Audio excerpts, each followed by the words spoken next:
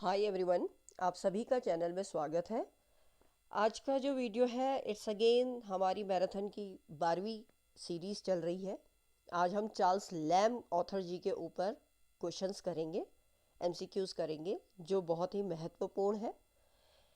Before moving on to the question number 1, I would like to request all of you, आप में से जो कोई भी ऑनलाइन कोर्स मात्र 500 रुपये प्रति माह पढ़ना चाहता है जब तक आपका एलटी का एग्ज़ाम नहीं होता, मैंने आपको थंबनेल में एक वीडियो डाला था जिसमें मैंने बोला था कि जो कोई भी इंटरेस्टेड हो वो डिटेल स्टडी, हर ऑथर की detail study, English history of English literature भी करवाऊंगी। सारा कंप्लीट जो आपका सिलेबस है एलटी उत्तराखंड का वो मैं पूरा करवाऊंगी।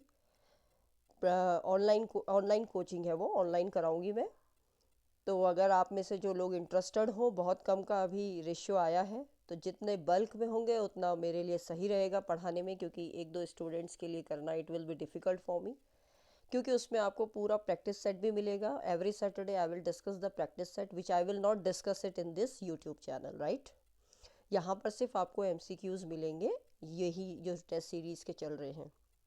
बाकी जो इच्छुक हों, जो पढ़ना चाहते हों, जो बच्चे इंटरेस्टेड हैं, प्लीज़ ज़्यादा से ज़्यादा, अब जो आपके फ्रेंड्स भी हैं, आपके सर्कल में कोई हैं जो करना चाहते हैं, कोचिंग आ नहीं सकते, ऑनलाइन ज्वाइन करना चाहते हैं, तो केवल मात्र 500 रुपये में आपको जो कहीं नहीं मिलेगा वो एक कोच, क्योंकि मैं खुद ही कोचिंग में पढ़ाती हूँ, so I know what is the package of the course. It is my wish. मैं चाहती हूँ जो बच्चे ज़्यादा पे करके नहीं पढ़ सकते उनके लिए मैंने ऑफ़र निकाला है। जो सच में पढ़ने वाले बच्चे हैं, सच में जिज्ञासु हैं, और उन्हें यह है कि हमें अपना कोर्स कंप्लीट करना है before exam in detail with practice set, try to enrol as much as fast. आपको थंबनेल में दोनों ही नंबर दिए गए हैं, वो इस वाले थंबनेल में भी दिए जाएंगे। आप व्हाट्सएप नंबर पे भी मेरे को मैसेज करके एनरोल करा सकते हैं। उसके बाद आपको ऐप बता दूंगी, आप ऐप डाउनलोड कीजिएगा, फिर क्यूआर कोड देके फिर हम क्लास स्टार्ट करेंगे 15 मार्च के बाद। तो 15 मार्च से पहले पहले बहुत सारे लोग जुड़ जाएं इस क्लास में, दीपिका इंस्टीट्यूट नाम से। सो आई होप, मेरे को उम्मीद है बहुत से बच्चे जुड़ेंगे इससे। चलिए, without wasting much time, let's begin with the first question of Charles Lamb. First question है, identify Alice in the following sentences from Lamb's dream children. जो चार्ल्स लैम्ब की ड्रीम चिल्ड्रन है, इसमें से आपको एलिस को आइडेंटिफाई करना है, ठीक है। और the children of Alice call Bartrum father. तो यहाँ पर एलिस जो है वो एक बिलवर्ड है। एलिस क्या है? बिलवर्ड है चार्ल्स लैम्ब की। चार्ल्स लैम्ब उनसे प्यार करते थे। होम ही कुडंट मैरी, जिनसे वो शादी नहीं कर पाए। तो this is the right option. इसको थोड़ा मैं डिटेल में एक्सप्लेन कर देती हूँ। चार्ल्स लैम्ब के अगर हम आगे आगे क्वेश्चन हो सकता है, लेकिन कोई बात नहीं, मैं आपको बता देती हूँ। 1775 में इनका जन्म हुआ और 1834 में इनकी डेथ हुई। आई hope the question has gone back.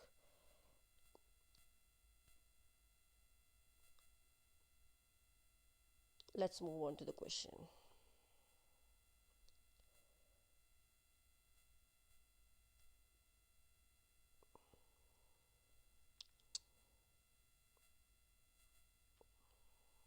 Okay, actually it was by mistaken, थोड़ा बहुत ये चला गया था, कोई बात नहीं, नो प्रॉब्लम।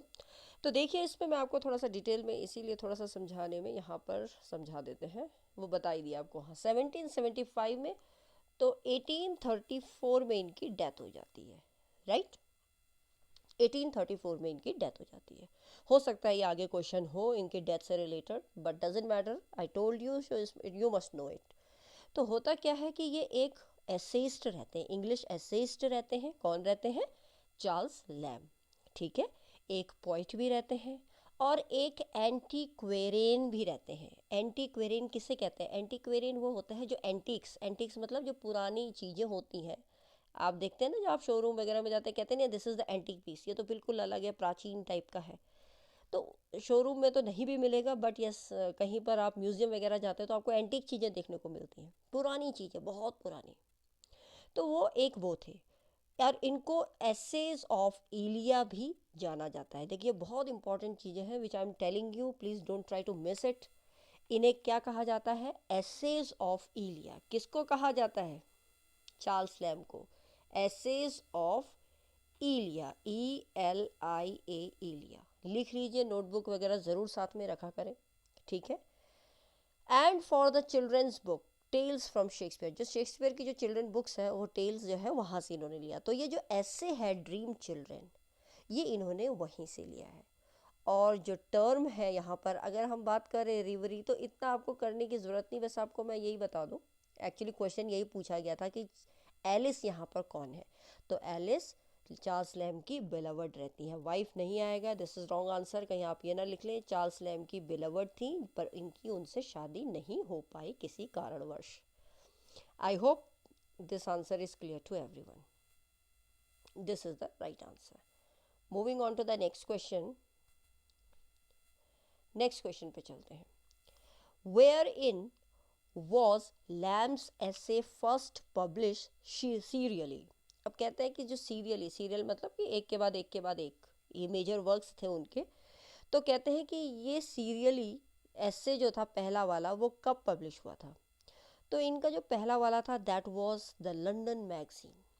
कौन सा क्वेश्चन है इसका, द लंदन मैगजीन, ये वाला थर्ड ऑप्शन, सी ऑप्शन। जो ये लंदन मैगजीन है ये लैम्ब की ऐसे जो सबसे पहले पब्लिश हुई थी।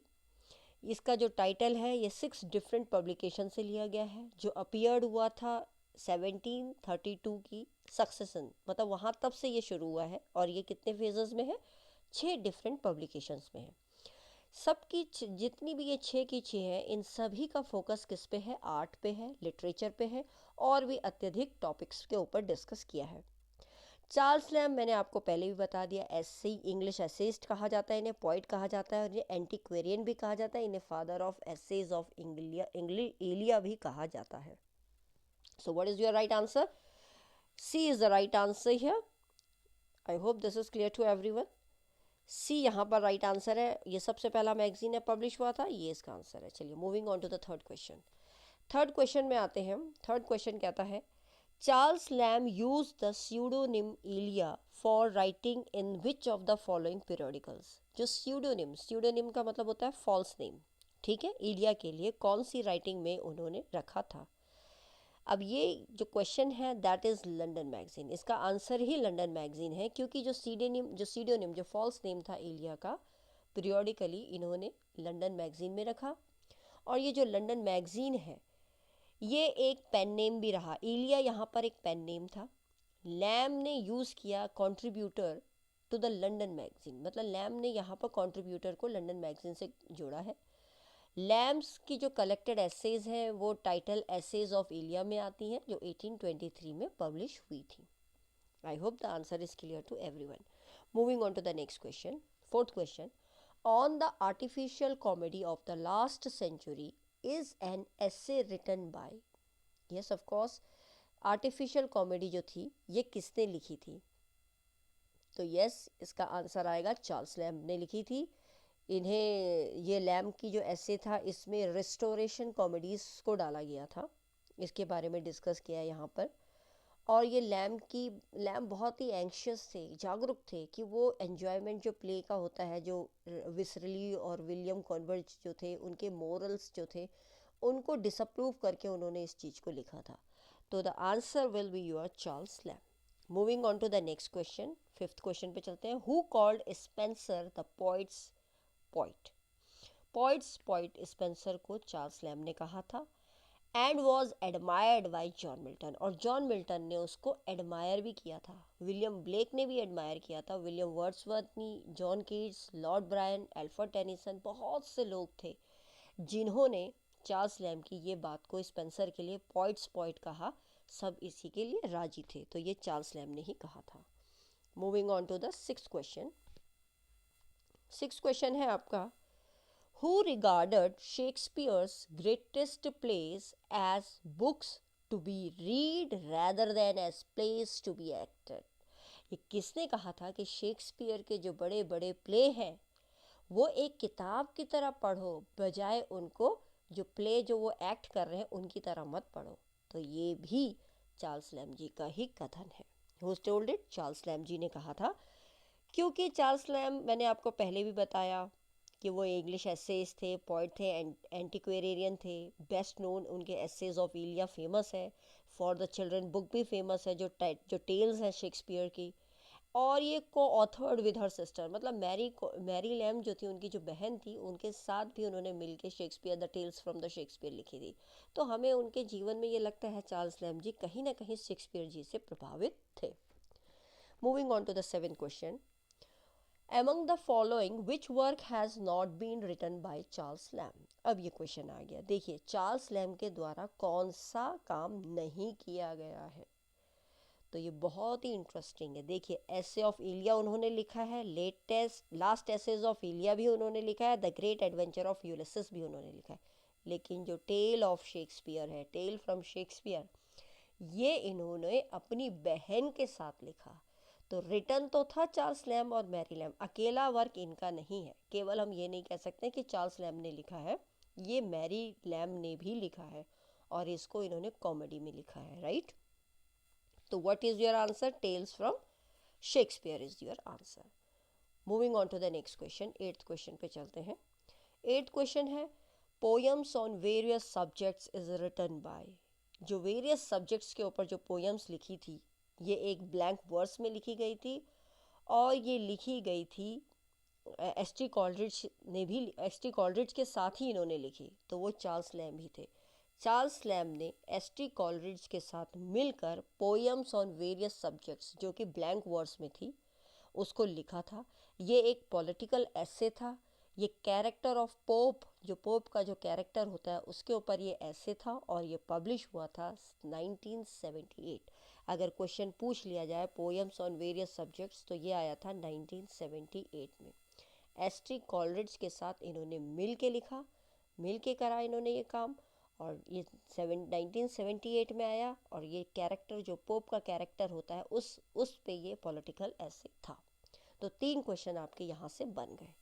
Moving on to the 9th question, marriage by its title is a monopoly and not of the least invidious sort. The above mentioned statement appears in। देखिए ये कहते हैं कि जो मैरिज है उसका जो टाइटल है वो ये है मोनोपोली, अकेला है, ये कोई एक बंधन नहीं है। तो ये अबव स्टेटमेंट किसने कहा? तो ये अबव स्टेटमेंट कौन से वर्क में मेंशन है? तो दैट इज़ अ बैचलर्स। आप थोड़ा दिमाग लगा के, थोड़ा आईक्यू लगा के भी हम निकाल सकते हैं। जहाँ मैरिज की बात आ गई, मोनोपोली आ गई, तो आप डायरेक्ट यहाँ पर आ जाओ, a bachelor's complaint of the behaviour of married people. क्योंकि इनका ये बहुत अच्छा वर्क था जिसमें ये कंप्लेंट करते हैं कि एक बैचलर की कंप्लेंट है कि जो मैरिड पीपल है उनका कैसा वर्ताव है। और ये पब्लिश हुआ था 1823 में। इसको भी आप याद रखिए डेट, ये 1823 में पब्लिश हुआ था। I hope it's clear to everyone. और ये जो ऐसे था, ये एक मॉक था, ये मजाक था, लेकिन सीरियस मजाक था। और इसकी जो कथन है वो आर्ग्यूमेंटेटिव है। Is that clear? कहीं ना कहीं ये आर्ग्यू भी कर रहा है। नेक्स्ट, 9th के बाद 10th में चलते हैं। 10th है आपका, 10th क्वेश्चन पे 10th क्वेश्चन है आपका, identify the writer who has given as an imaginary name Bridget to his sister is one of his personal essays। कितनी बड़ी बात है, देखिए कि कौन कहता है, कौन से राइटर का ये कहना है कि उन्होंने एक काल्पनिक नाम दिया ब्रिडजेट। ब्रिडजेट है ना, इसकी स्पेलिंग यहाँ थोड़ी गलत है, इसको आप सही कर लीजिए। इट इज़ BRIDGET, ब्रिडजेट, ठीक है। तो ये इन्होंने अपनी बहन को दिया था, जो कि इनका अपना एक पर्सनल ऐसे था। तो यस ऑफ कोर्स ये चार्ल्स लैम्ब जी ने ही दिया था, चार्ल्स लैम्ब जी का ही दिया हुआ है ये। और एक्चुअली अगर हम बात करें तो चार्ल्स लैम्ब अपने आप हिमसेल्फ इज़ द इलिया। अगर उन्होंने ये जो बुक लिखी ना इलिया, तो उसमें वो अपने आप को इलिया बताते हैं, Elia of the collection. And his sister, और जो उनकी जो बहन है उसको उन्होंने कज़न ब्रिडजेट बोल दिया। तो चार्ल्स का ये पहला स्यूडोनिम है, इसीलिए इसको स्यूडोनिम कहा गया, फॉल्स नेम, ठीक है, Elia for an essay. Next, moving on to the next question, 11th है, when was the last essay of Elia published. तो लास्ट ऐसे जो था इलिया का वो पब्लिश हुआ था 1833 में, फर्स्ट ऑप्शन 33 में हुआ था, ठीक है। और ये पब्लिशर था इसमें एडवर्ड मॉक्सन, उनके द्वारा ये पब्लिश हुआ था, Edward Moxon, EDWARD, Edward Moxon, MOXON, लिख लीजिए। Moving on to the 12th question, what part of speech is the word table in the sentence. देखिए कौन सा पार्ट ऑफ स्पीच, यहाँ पार्ट ऑफ स्पीच पूछ लिया है। जो वर्ड टेबल है in the sentence, let us table the bill, let us table the bill में ये जो टेबल है ये कौन सा पार्ट ऑफ स्पीच है, ये इन्हीं के वर्क से है। तो ये जो दिया हुआ sentence let us table the beach है, तो यहाँ वर्ड जो है टेबल वो एक क्रिया का काम कर रही है। किसका काम कर रही है? क्रिया का। कभी कभार क्या होता है कि वर्ब्स को हम एनकोड कर देते हैं टेंस से, उसके एस्पेक्ट से, उसके मूड से, उसके वॉइस से, बजाय जो नॉर्मल स्ट्रक्चर होता है वर्ब का, जो कि क्या होता है, वर्ब का क्या काम होता है? Action, occurrence, state. लेकिन कभी कभी हम उसको जब हम स्पीच की बात करें तो हम उसको टेंस, तो हम उसको कहीं ना कहीं किसके रूप में ले लेते हैं? क्रिया को एनकोड कर देते हैं टेंस से, मूड से और वॉइस से। तो यहाँ पर इसका जो है that object is your verb. Moving on to the next question, 11th question पे, अच्छा 12th we have done. Moving on to 13th question. देखिए 13th क्वेश्चन है, who is the co author of tales from Shakespeare among with Charles Lamb. बहुत simple question है। अभी थोड़ी देर पहले मैंने आपको एक क्वेश्चन आया था जिसमें ये पूछा गया था कि कौन से एसेज में से चार्ल्स लैम्ब जी ने नहीं लिखा। तो एक क्वेश्चन आया था ना, टेल्स फ्रॉम द शेक्सपियर, अगर आपको याद हो तो वही है। टेल्स फ्रॉम द शेक्सपियर किसके साथ मिलकर चार्ल्स लैम्ब जी ने बनाई थी? तो आप सभी को याद होगा, मैरी लैम्ब, उन्हीं की सिस्टर थी, उनके साथ उन्होंने किया था और ये पब्लिश हुआ था। तो इसको आप लिख सकते हैं, ये एक चिल्ड्रन की किताब है, बच्चों की किताब है, और ये पब्लिश हुई थी 1807। पब्लिश डेट भी लिख लीजिए, कभी कभी पूछ लिया जाता है एग्जाम में। ये जो कलेक्शन है ये स्टोरीज़ हैं शेक्सपियर के प्लेस की। यहाँ मैरी लैम्ब ने उनको एक्नॉलेज नहीं किया है को ऑथर को। 7th एडिशन तक यहाँ पर चार्ल्स लैम्ब जी के बारे में नहीं बताया गया है, इसीलिए ये वर्क आ जाता है मैरी लैम्ब का जब ज़्यादा आता है तो, ठीक है, बच्चों के लिए बनाई गई है। Next, moving on to the next question, 14th question, Charles Lamb belongs to. अब चार्ल्स लैम्ब जी कौन से पीरियड के हैं? तो वो एक रोमांटिक एज के हैं। तो चार्ल्स लैम्ब जी का अगर हम देखें तो अगर आप देखें तो 1775 में लंदन में वो बॉर्न होते हैं। मतलब कि 1785 से और 1832 का उनका पीरियड है। तो 1775 जो है उनका जीवन काल है, वो है रोमांटिक एज। और 27 1834 में उनकी डेथ हो जाती है। मैंने पहले क्वेश्चन में ही आपको एक्सप्लेन किया था। ये एक इंग्लिश ऑथर हैं, क्रिटिक भी हैं, माइनर पोइट भी हैं, और अपने एसोस के लिए, एसेज जो है उनके, एसेज ऑफ इलिया के लिए तो ये बहुत ही ज़्यादा फेमस है। तो he is the author of romantic age. Next question है, 15th क्वेश्चन है, essays of Elia is written by. Very simple question we have done. आप यहीं से समझ पा रहे होंगे कि क्वेश्चनों का जो फ्रीक्वेंसी है वो किस पे ज़्यादा पूछा गया है। तो हम जब MCQ करते हैं तो उससे हमें आइडिया लग जाता है कि what are those texts and what are those questions which are to assume to be most probable to come in the exam, right? So this question becomes itself important, as I said you before also. Essays of Elia, yes, without any doubt, Charles Lamb. Already I have explained you plenty of times when we have started this topic, right? तो ये 1823 में publish हुआ था। Please keep it in your mind. बहुत बार exam में पूछा गया, 2011 में भी पूछा है, 17 में भी पूछा है, 15 में भी पूछा है। So please make it sure that this question is suppose to be very important. yes, moving on to the next question, that is your 16th question। 16th question है, Lamb did not mind the laughter of a young chimney sweeper when he fell down on the road because। देखिए कहते हैं कि जो Charles Lamb जी थे, उन्होंने जब chimney sweeper जब हंस रहे थे उनके ऊपर, तो उन्होंने उस पर उतना ध्यान नहीं दिया जब वो नीचे रोड पे गिर गए थे। क्यों नहीं दिया होगा उन्होंने ध्यान? ऐसा क्या रीज़न रहा होगा? It gave the boy a chance to laugh, इसलिए क्योंकि इससे उनको लगा कि कहीं ना कहीं when he fell down on the road, उनको ऐसा लगा कम से कम इनको हंसने का मौका तो मिला। इस वजह से वो नहीं, जब वो गिर गए थे तो उन्होंने उस चीज़ को माइंड नहीं किया। This is the right answer. Moving on to the next question, question number 17। Charles Lamb in his kindly yearning, kindly yearning इनका वर्क है, does not address the chimney sweepers. देखिए, kindly yearning does not address the chimney sweepers by one of these endearments. तो इसमें से कौन सा कहते हैं कि चार्ल्स लैम्ब का जो काइंडली यर्निंग जो उन्होंने वर्क करा था ये एड्रेस नहीं कर रहा चिमनी स्वीपर्स को? तो that is your devilish block sweepers. Actually dim speaks ये भी है, पुअर ब्लॉट्स भी थे वो, ये इन्होंने नाम दिए थे इनको। इनोसेंट ब्लैक एंड इनको भी ये नाम दिया गया था, लेकिन डेवलिश ब्लॉक्स ये ही एक ऐसा है जो इन्होंने नहीं दिया था। So answer option D, option number B is your right answer. Moving on to 18th question. 18th question है, to which century did Charles Lamb belong? तो चार्ल्स लैम्ब जी कौन सी सेंचुरी के हैं? रोमांटिक एज से याद रखो, 19वीं सेंचुरी, ठीक है।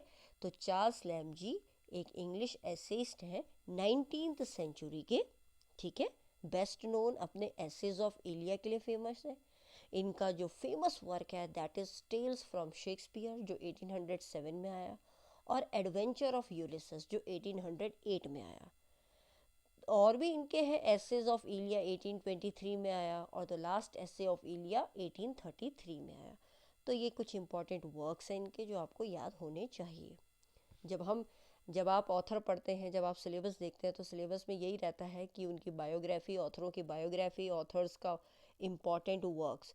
तो अगर जिन बच्चों को पता नहीं है, जो पहली बार तैयारी कर रहे हैं, जिन्होंने की है उन्हें तो नॉलेज होगा, लेकिन जो पहली बार दे रहे हो तो मैं आपको इसीलिए बार बार रिमाइंड करा रही हूँ कि आप पूरा डिटेल स्टडी का मतलब ये नहीं है कि आपको पूरी किताब छाप लेनी है मन में, ऐसा नहीं है। आपको जो मैं पढ़ाऊंगी वो वैसा ही होगा जो एग्ज़ाम ओरिएंटेड होगा। वर्क तो बहुत है, लेकिन हम उन्हीं को फोकस करेंगे एग्ज़ाम के लिए जो इम्पॉर्टेंट है। तो इसीलिए जो जिन्हें मिसगाइड है, जिन्हें सिलेबस अभी कवर नहीं हुआ है अभी तक, जो चाहते हैं कि हमें सिलेबस भी कवर हो जाए हमारा पूरा एक बार, और हमें प्रैक्टिस सेट भी होता रहे, तो वो इस ऑनलाइन सीरीज़ को ज्वाइन कर सकते हैं। आपके पास अभी जो थंबनेल आएगा इसमें भी आपके पास मेरा व्हाट्सएप नंबर भी है, वो भी नंबर है। मात्र 500 रुपये में आपको बार बार रिमाइंड कराने का मतलब यही है कि जो इस मौके का फ़ायदा उठा सकता है उन्हीं के लिए ये मौका है। क्योंकि बाद में अगर आप बोलेंगे पेपर नोटिफिकेशन आने के बाद, तब वो उतना टाइम बचता नहीं है, और उस समय हम जल्दबाजी कर भी नहीं सकते, और वो पॉसिबल भी नहीं है। उसके बाद I won't take the class. तो जो रजिस्टर करना चाहता है वो अभी ही ज्वाइन कर लीजिए कोर्स को, when there is a time, right. Paper ने तो बेटा होना ही होना है, this is for dead sure, so don't take it easy. Okay, now moving on to the 19th question.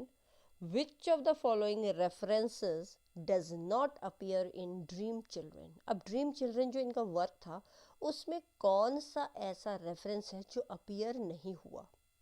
तो यहाँ पर एक फोबी करके एक वर्ड आता है। फोबी या फेबी कह लो, ये एक फीमेल का नाम है, फेमिनाइन फॉर्म में ही है, और मेल फॉर्म में उसको फोबी भी कहा जाता है, ठीक है। तो ब्राइट एंड शाइनिंग जो ग्रीक गॉड होते हैं ना, फोबियस, PHOEBUS, फोबियस। तो ये फोब जो है यहीं से ये निकला है, ये फोब जो है ये ब्राइट एंड शाइनिंग मेल के लिए एक्चुअली इसको यूज़ किया गया है। तो ये वर्ड यहाँ पर कहीं पर रेफर नहीं किया गया है ड्रीम चिल्ड्रन में। तो this is the work, otherwise children in the word है रॉबिन रेडब्रेस्ट है, 12 सीजर्स हैं, ये नाम है, बाकी ये नाम नहीं है।